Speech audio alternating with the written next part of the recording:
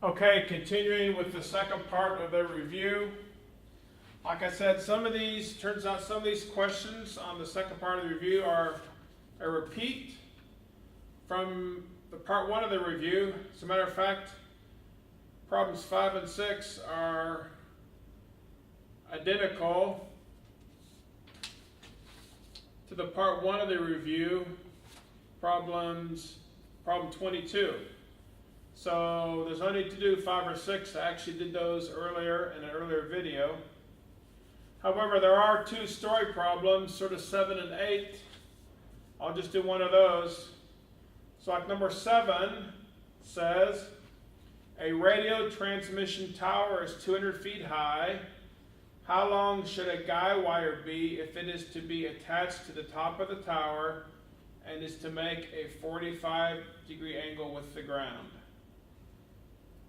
So once again, the key thing about these story problems is trying to make sure you understand what they're saying. So I'll try and draw a simple picture here. So I got some kind of a, since it's a radio tower, and a guy wire means there's a wire attached to the top of the tower and also attached to the ground.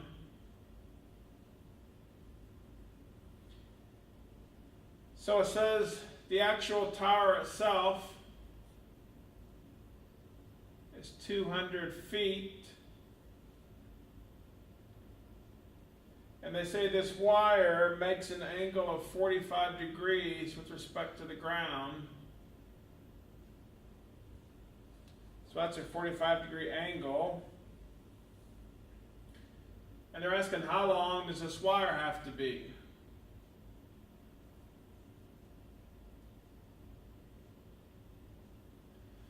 So we can think of this as like a right triangle, where this is like my right angle here.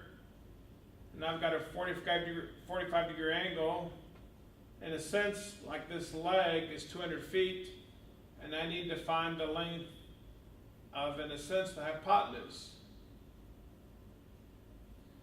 So if I were to redraw it just as a right triangle, basically it looks like this. This is 200, here's my right triangle, here's my 45 degrees,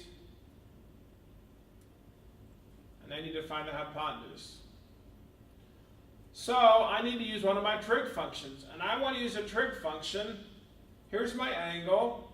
What do I know? I know the side opposite my angle, and I know the hypotenuse. So what trig function relates the opposite side to the hypotenuse? And that is sine. The sine of theta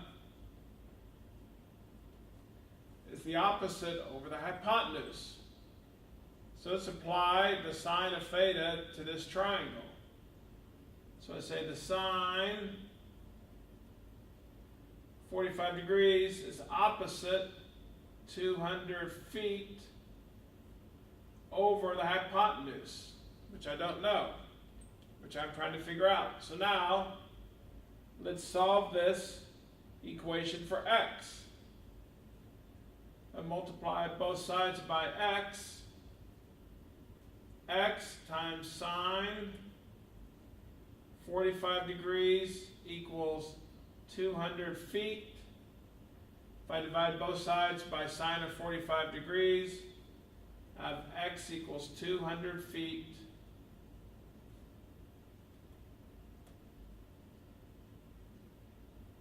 over the sine of 45 degrees. Now here's where you can go grab your calculator. Just make sure your calculator is set in degrees. So I'm going to take 45 degrees, going to take the sine of it, that's going to go in the denominator, times 200 feet, and I get 282.8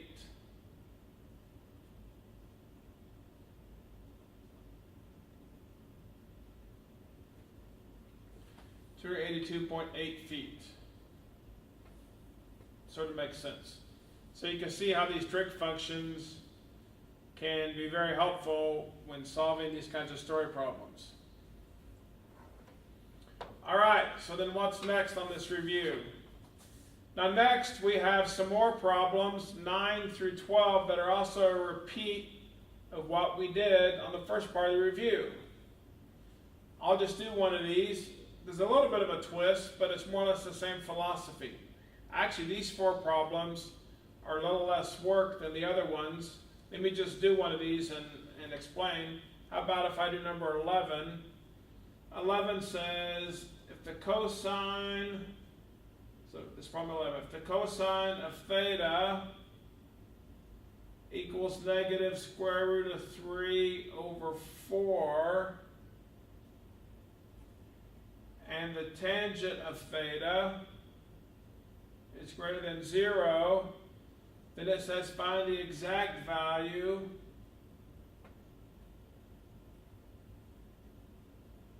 of cotangent of theta. Now this is just like the problems we did before, but previously, once they gave us information, they said find all 6 trig functions. So I had to do all 6 of them. Now they're just really, in a sense, asking me to find one trig function. So it's really less work. But the method's the same.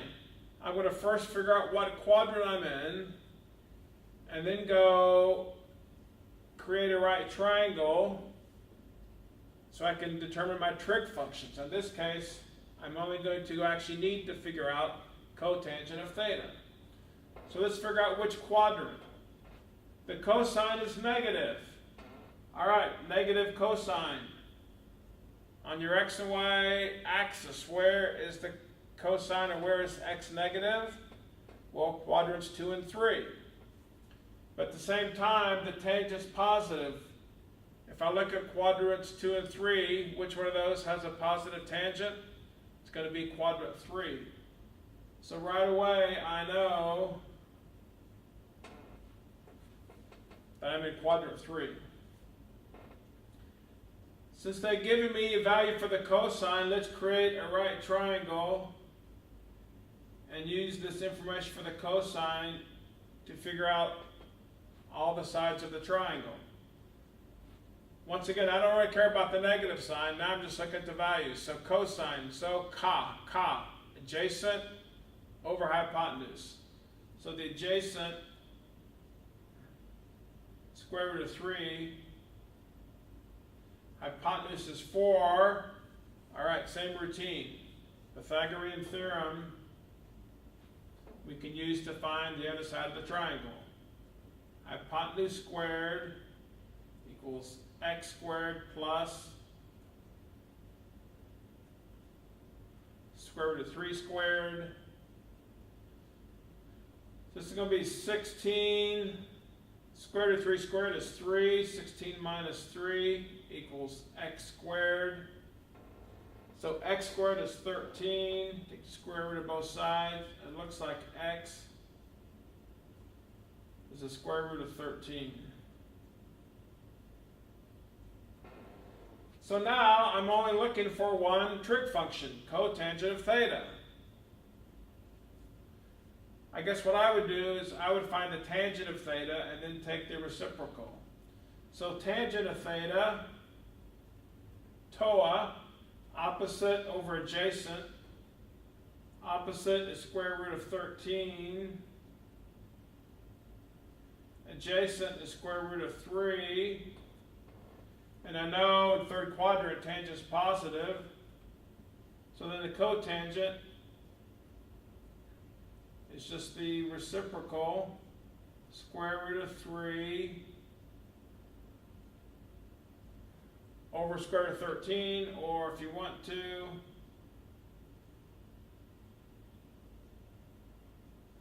some of you might want to make it just one fraction. All right, so we've done those kinds of problems before, so hopefully you'll have no problem with those. All right, what's next on this review? We're coming down to the end. Now the next, problem 13 and 14, are really questions using the unit circle. So I hope you have taken the time to, in your mind, figure out all those key points on the unit circle. That's all that you need for 13 and 14. 13, there are like maybe 10 or 11 questions, and they're all in radians, and 14 in degrees. So for instance, 13a, the instructions are, find the exact value of the trigonometric functions. And A says cosine pi over 4. Pi over 4 is one of these special angles on my unit circle. As a matter of fact, this is where you have to have this in your head. I look at that denominator. When I have a denominator of 4, that's always the middle point on my 4 quadrants, right? If I do the unit circle, if I've got 3 over here, the one in the middle is always denominator of 4. And pi over 4 is actually the first quadrant. So there's pi over 4. Now I have to simply, if I want the cosine, I need to go remember what the x value is of that point right there. Now when the denominator is 4, what's nice is the cosine and the sine are the same, or the x and y are the same. And you need to remember that it's actually square root of 2 over 2. All right, that's the answer. There's really no math to do. You just think of the unit circle, go find out where you're at, and then go find the coordinate, and you're done. How about,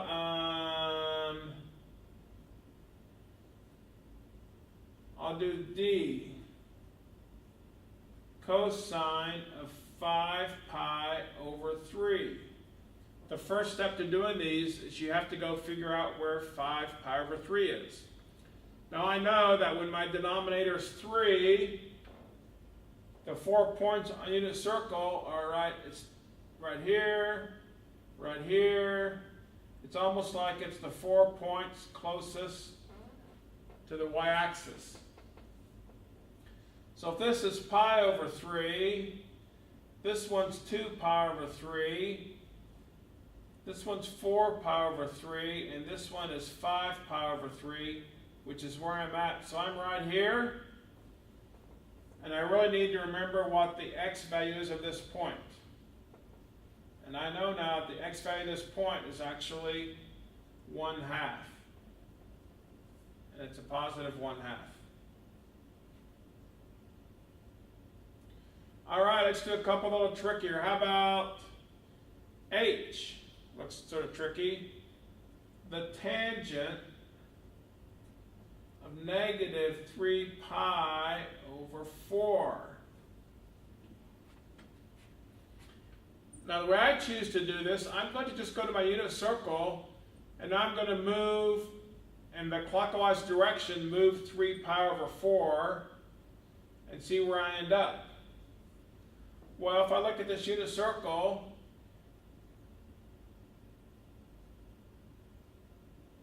I know this would be negative pi over 4. If I go over here, I know the 4 denominators in the middle point. This must be negative 3 pi over 4. So really, negative 3 pi over 4 is actually the same as if I was at 5 pi over 4. My normal unit circle, we call this point 5 pi over 4. However, since we're going to negative, as a negative angle, it would be negative 3 pi over 4. So now really it's what are the x and y coordinates of this point?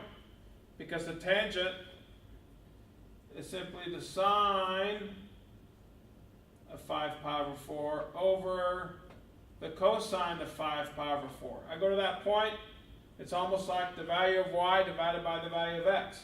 Well, when the denominator is 4, they're actually the same, right? Square root of 2 over 2 over square root of 2 over 2. How However, the signs are both negative. When you get all done, you say it's 1. And then finally, 14 is the same thing, except now they give you in degrees. So they want you to, so for instance, be the sine of 135 degrees. So I need to go on my unit circle and find out where is the sine of 135 degrees. Well, I know 90 degrees is up here, 180 degrees is here, so this is actually, 135 is 45 degrees past 90, which is actually the midpoint here. So that right there is 135 degrees. So now I go to that point and I say, what's the y value of that point? Since this is the midpoint here, I know the y value is square root of 2 over 2. And the last one, just for fun, how about d cosine of 720 degrees?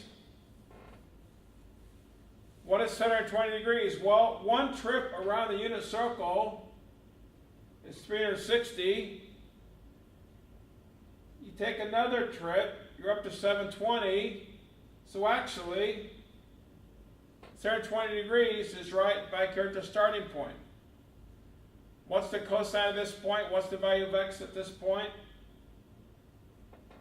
It's actually 1. All right. So those are just some fairly straightforward problems of using the unit circle.